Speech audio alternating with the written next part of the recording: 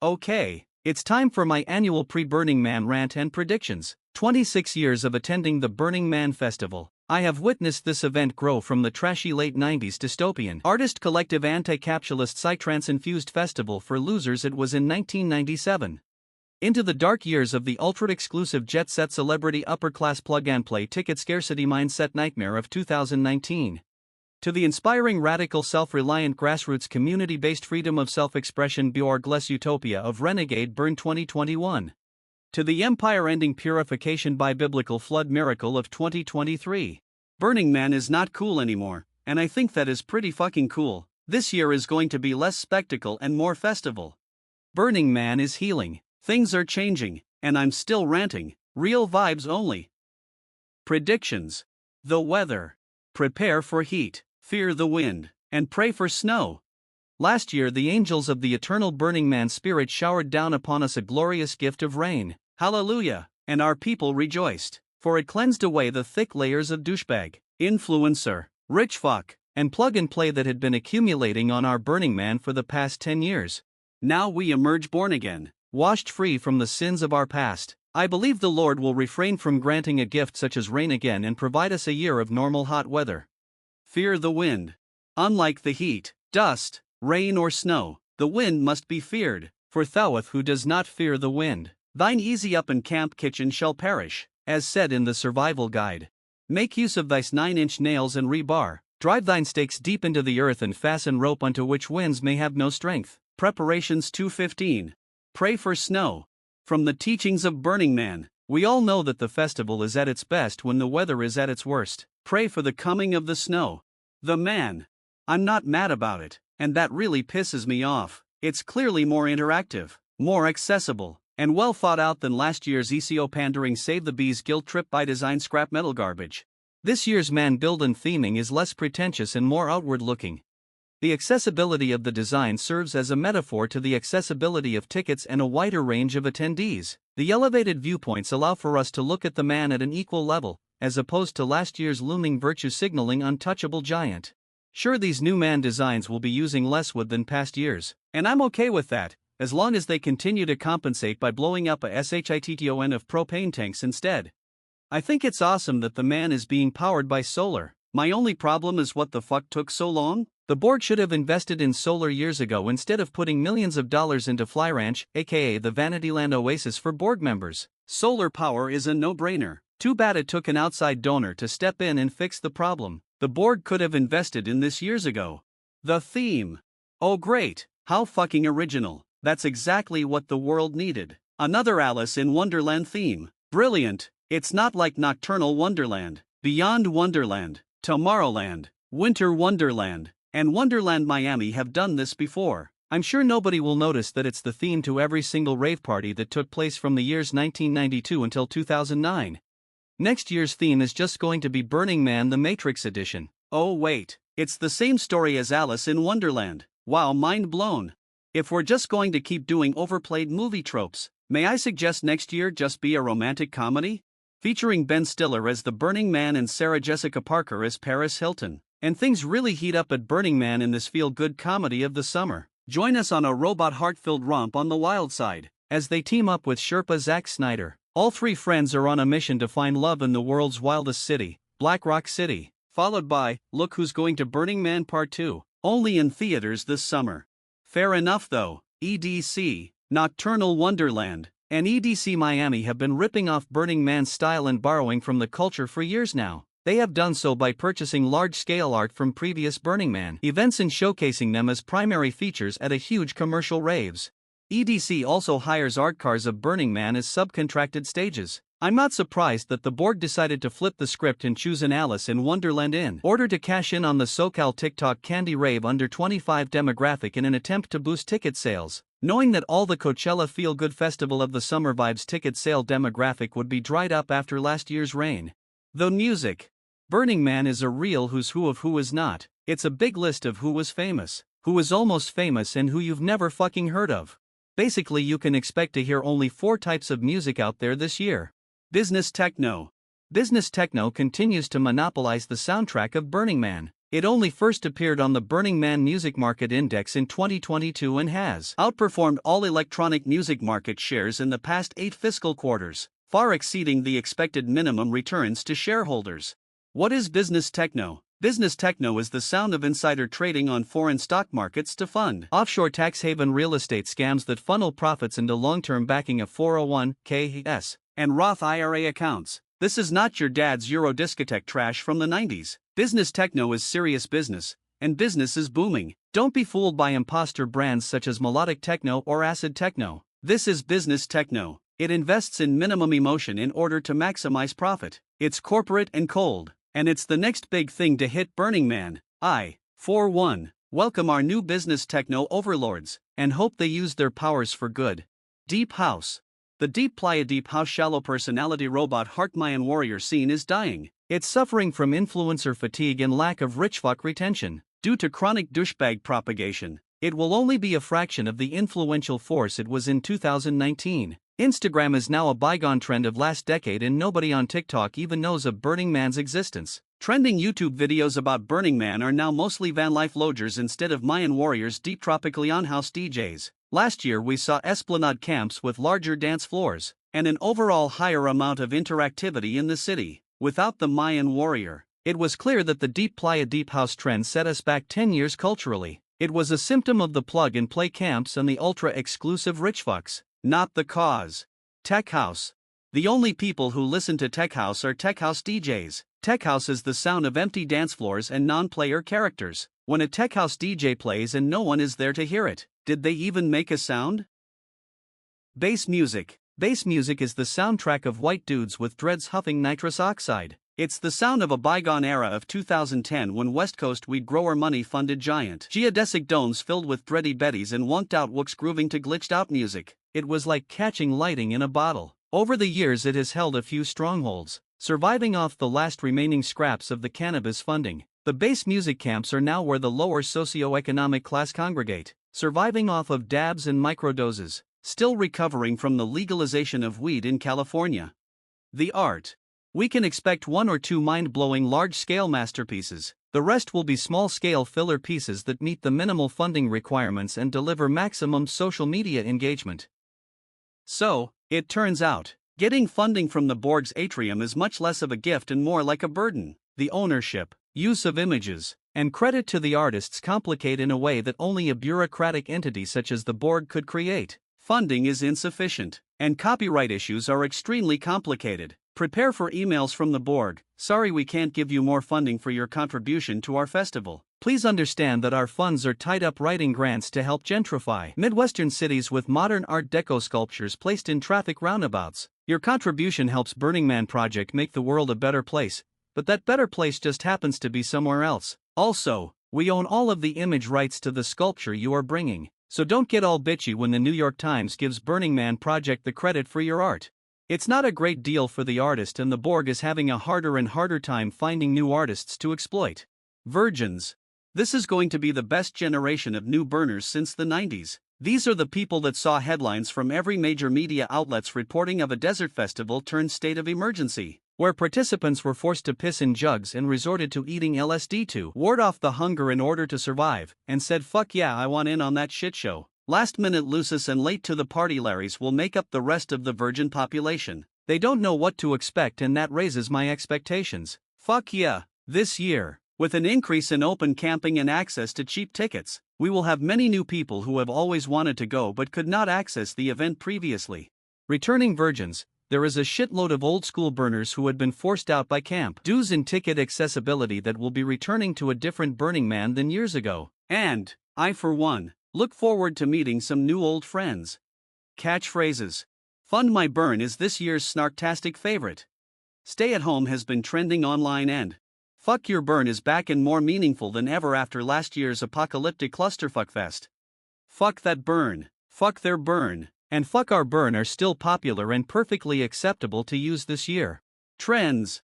The fucksticks on electric bike epidemic that has plagued the event for the past few years will decline to a manageable level this year. Between the rain of last year and broader realizations of the impact that the environment has on battery life, People are waking up to how the corrosive nature of playa dust renders a $3,000 bike unusable after 1 week in the desert.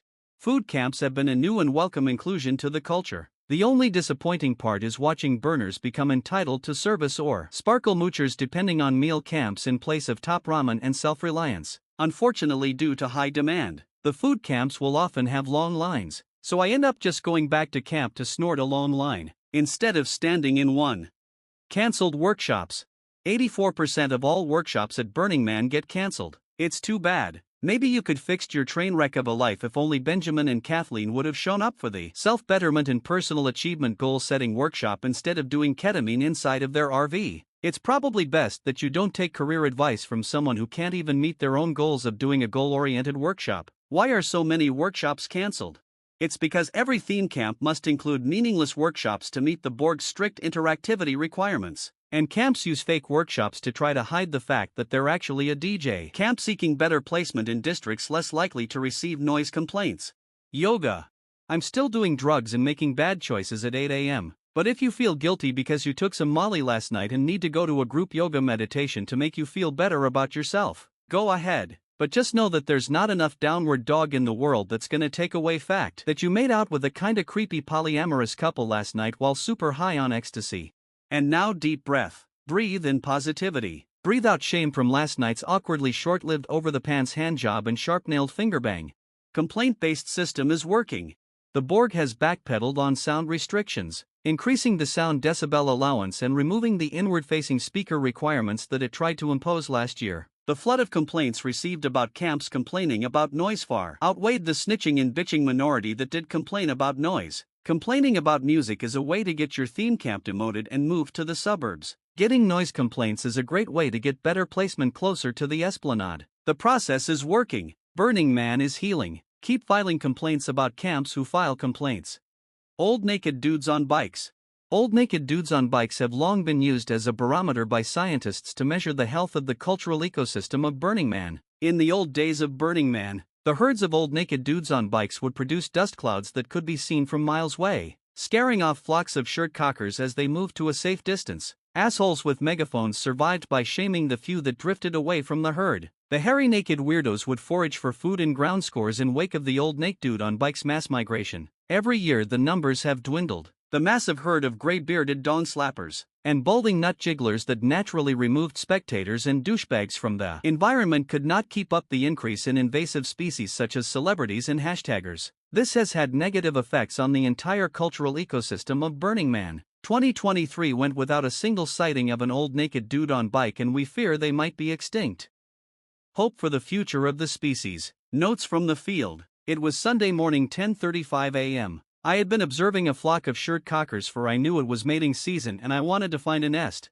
When I saw the most peculiar of sights, one of males that I had noticed crawl off from the flock the day prior, who I had assumed sick or perhaps had been hit with a pants cannon, for they did not join the rest of the shirt cockers upon the usual morning bar crawl. I observed that the shirt cocker had shed its shirt after hibernating in a chrysalis Coleman tent throughout the rain. What emerged was a beautiful silver-beard dong knocker. Although this observation may potentially be groundbreaking in understanding the life and reproduction cycles of old naked dudes on bikes, the relationship between shirt cockers, rain, and old naked dudes on bikes needs further study and is yet to be fully understood. Real vibes only. The good vibes only mentality makes for a culture of toxic positivity resulting in poor communication, denial of emotional honesty, and excuses unacceptable behavior. The real vibes only mentality makes for a culture of sincerity, acceptance and community building. It gives kindness and positivity from a place of honesty rather than cultural obligation. Theme camps and open camping. Look, most of y'all just wanted a place to camp and got forced into the bureaucratic nightmare of forming a theme camp and joining the interactivity rat race in order to secure camping reservations. The Borg knew months ago about the radical decrease in returning theme camps and next to zero applications for new ones. The dramatic increase of open camping is not by design, but by necessity. Burning Man is healing itself. The lack of ticket demand has loosened the BRG's tight grip on interactivity standards. Look, I'm not an expert in currency trading, but I have done a lot of cocaine with crypto brothers, and if those long nights of listening to some random dude give me terrible financial advice while I grind my teeth waiting for my turn to talk about myself have taught me anything, it's that value is based on scarcity. It was the Borg's scarcity-based mentality that forced people to join expensive theme camps and discouraged open camping in order to keep a tight leash on vision and detail. If the renegade burn of 2021 taught us anything, it's that it's okay to just let burners be burners. Dale from Kentucky came at the last minute, decided to set up a folding table, a cooler full of beer, a plastic bottle of whiskey and a jar of pickles. Dale invested zero money into his hand-painted sign that reads Dale's Free Beer and Pickleback Shack. Dale's contribution has just as much value as a 300-member speakeasy that serves artisan vinegar-infused cucumbers served with handcrafted distilled whiskey, and has camp dues of $1,200 each yet still needs to throw fundraiser parties. Dale did the same thing at a fraction of the price. Less is more because less actually has higher value. More open camping makes Burning Man radically more inclusive. Look, joining a camp is not for everyone. Some people want to be truly radically self-reliant. Dale from Kentucky isn't a social burner and shouldn't have to join a yoga workshop camp to secure a camping space. For the past 10 years, the Borg has been fueling this scarcity-based economics mentality by forcing burners to join theme camps to maximize interactivity, while producing scarcity of space that is not regulated and curated by the Borg in placement. Culture. Has Burning Man jumped the snark? Slowly over the years, the Borg has shifted focus to the super serious uber wealthy investor class while relying on the sunrise selfie good vibes only crowd to pay the bills, and Burning Man culture slowly lost the sense of snark that it once had. The festival had become overpopulated by the type of person who takes themselves too seriously to touch balls, let alone tickle any balls bounced into their court. The Borg has made efforts to smooth over any edginess that may scare away grant-writing investors or hashtagging influencers. Well, those people are gone now. And watching how burner culture responded to the Borg's desperate request to release the DJ lineups has made it clear that we are still in snark-infested waters. After hearing the call to action from the Borg, theme camps both big and small understood the assignment: save the Burning Man project by going all in on a last-ditch effort of investing everything into biggest names in electronic music to make this year the best Coachella ever. This is a list of just a few of the headlining acts that have been released online and posted across the internet. Dips Low, Major Looser, Mono Kink, Paul Chokenfold, Horace Pilton, Taylor Swifty, Desert Droolers, Cirxum Cision, Claude's Gone Broke, Stripper, Pretty Tights, Random Scab, Swiss House Mafia, Asshead Polly, Charlotte's de Web, Meth Pills, Dime Tri Reno, Carl's Cock, The Bitch Mob, Armin van Bunghole, Lil Nas, Tank, Radies in the Moon, Aretox Unit, Crystal Meth Head, Asnectar, Comeback Tour. And the best one released was the Mayan Warrior Presence, Insurance Fraud B2B set featuring a special live vocal performance by Lawyers. Thank you to everyone who contributed to this year's amazing lineup. We collectively have saved Burning Man from self-destruction. Larry Harry is not dead. He lives in a secret lair under Fly Ranch, aka Burner Bohemian Grove, where he continues to quote Aleister Crowley and plot the demise of the Burning Man Festival. With every dollar diverted to vanity projects, he grows stronger, and the Borg becomes more powerful. The man that was once our hero has now become a shadowy dark figure, controlling the Burning Man project from behind the scenes. Gatekeeping and survival. It's time that we normalize living off of 6 gallons of water, 5 noodle cups, 3 bags of beef jerky, a 24-pack of Gatorade and 9 dirty pressed pills of XTC for the week. Don't let these gatekeeping comfort-focused doomsday prepper burner types scare you away from having an amazing time. You can fucking do it with a hot tent and a Craigslist ride. No bike? Whatever. Fucking walk then. Don't expect the playa to provide. Just expect you'll probably survive. You'll be fine. The whole over-preparation thing is out of control. Most of y'all motherfuckers completely overthink this shit. Did you really need to spend 5 hours of your life researching if ice chests are more effective if elevated slightly off the ground? Or if it is better to just set the ice chest directly on the ground? Answer: it's most efficient to not give a fuck. Stop overthinking this shit. For the rest of you that can be comfortable being uncomfortable, you will be perfectly comfortable at Burning Man. Just fucking get the ticket and come out here. Maybe it's time to pass the torch to the regional burns? I have been thinking a lot about this and have done some extensive personal research after receiving criticism of my view of regional burns and their importance to the future of our community, and after attending multiple regional events across the United States in the past year. I can say with certainty: absolutely fucking not. Regional events are overrated.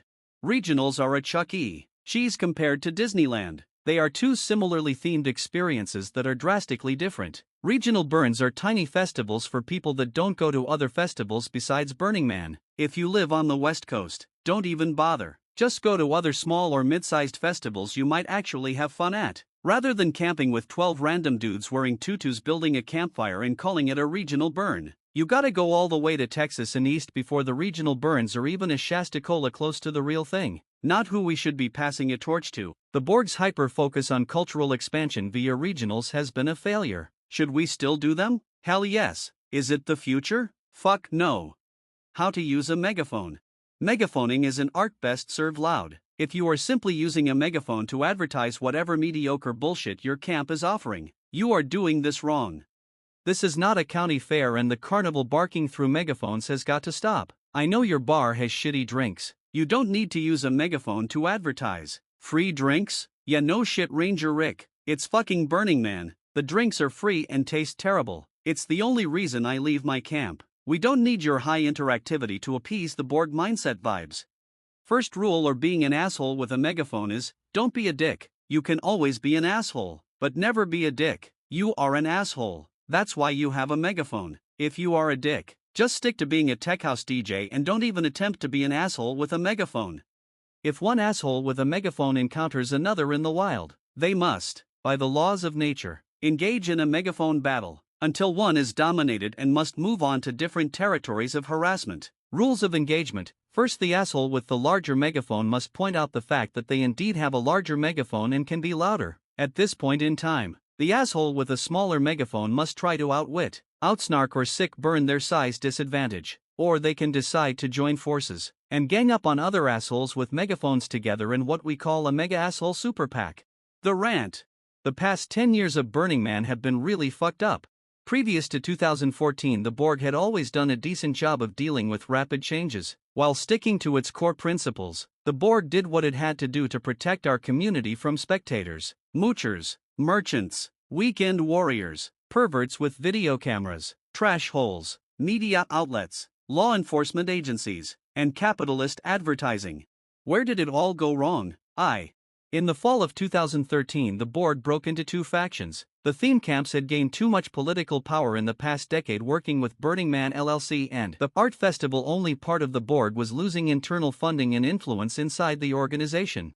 So in what can only be described as a hostile corporate takeover with a communist China ethos, Burning Man LLC was dismantled and defunded and demoted. Burning Man Project took total control of the organization and forever changed the Borg and the Burning Man Festival as we knew it. The results have been traumatic. In over the past 10 years, we have been betrayed by the Borg, scammed by plug-and-play camps, misrepresented by hashtaggers, robbed by rich fucks, shamed by environmentalists, overly influenced by influencers, screwed over by the media, invaded by tech brothers, fucked by celebrities, fooled by capitalist TED Talks, gaslight by the Burning Man Project and sold out by our very own community. For every Sherpa providing rich fuck catering plug-and-play camp, there were multiple longtime burners who knew this was ethically wrong but took the money and sold us out anyways. Fuck their burn. The Burning Man Project no longer sought to protect the participants, but instead enacted policies to exploit the festival and focus outward expansion under a manifest destiny tech savior mentality of making the world a better place. Instead of investing in making the actual event better, the Burning Man Project invested millions into Fly Ranch, aka the potential investor oasis. By 2015, the Borg had completely turned its back on Burning Man and let the plug-and-plays and jet airplane class wreak havoc on our community. The Burning Man Project did not care. They wanted Burning Man to become more exclusive, more expensive, more tickets scarce, with more pressure on the theme camps to squeeze every bit of production value they could provide. It's been a bullshit rat race to the bottom. And this year's ticket abundance marks a huge change in the power dynamics of the Borg, the theme camps, and the Burning Man Project. Burning Man is healing those who fall prey.